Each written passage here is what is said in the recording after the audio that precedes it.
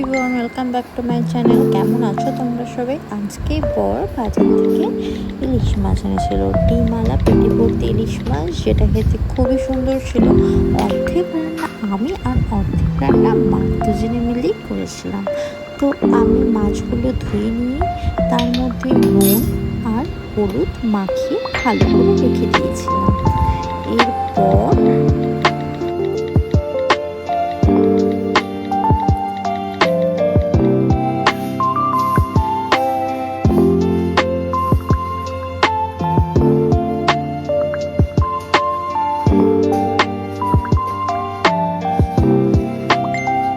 কড়াইতে একটা প্যান বসিয়ে তার মধ্যে সর্ষের তেল দিয়ে দিয়েছিলাম।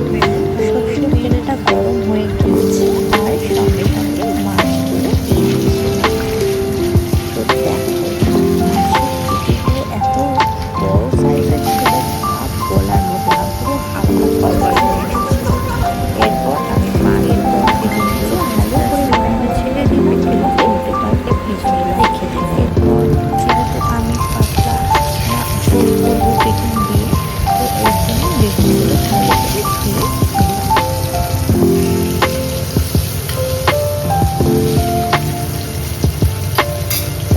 এরই মধ্যে হট করে মনে পড়লো মেয়ের জন্য আপেল সিদ্ধ করা হয়নি, এর জন্য দুটো আপেল নিয়েছি।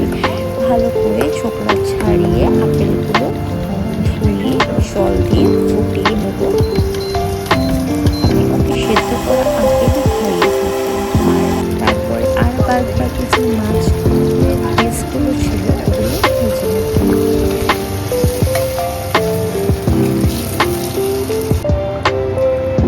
এরপর কড়াইতে আরও একটু তেল দিয়ে আমি বেগুনগুলো ভেজে নেব।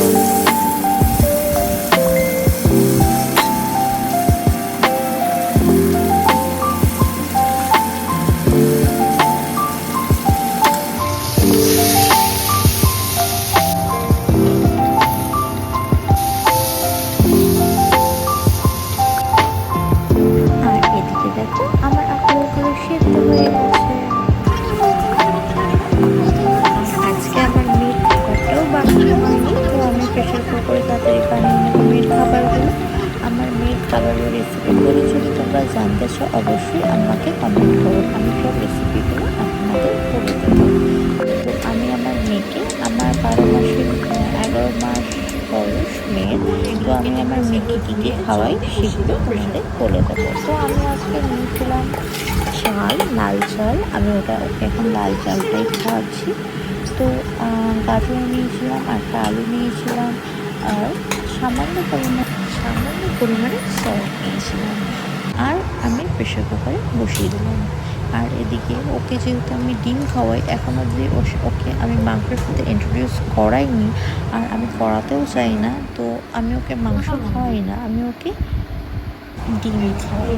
তো আমার ভাই ওদিকে পুজো দিয়ে চলে এসেছিলো, যেহেতু আমার মা দুদিন ধরে আমার বাড়িতেই আছে। তো আমি মাকে বললাম, বাকি রান্নাগুলো তুমি করো, মানে ঝোলটা যেহেতু মা খুবই ভালো করে, তো এর জন্য বলেছিলাম। তো মা এদিকে এসে ভালো করে ঝোলটা রান্না করে দিল।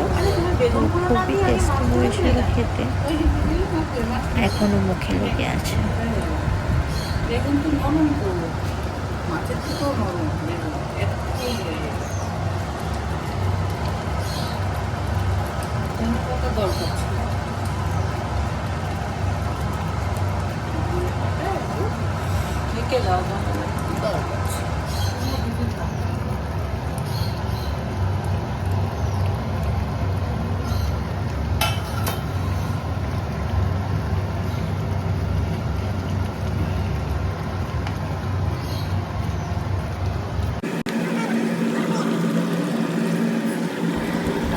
আজকে বিকেলে আমি হট করে মনে করলো মেয়ের জন্য কিছু লাড্ডু বানানো যাওয়া যেতেই পারে, এর জন্য আমি খেজুরগুলো ছাড়িয়ে নিয়েছিলাম। প্যানে তাওয়া বসিয়ে ভিজিয়ে রাখলাম কাজু, আলমন্ড, আর ওই বাদামটা এখন আমার নাম আখরোট, এইসব দিয়ে ভালো করে শুকনো তাওয়ায় ভালো করে ভেজে নিয়েছিলাম। এরপর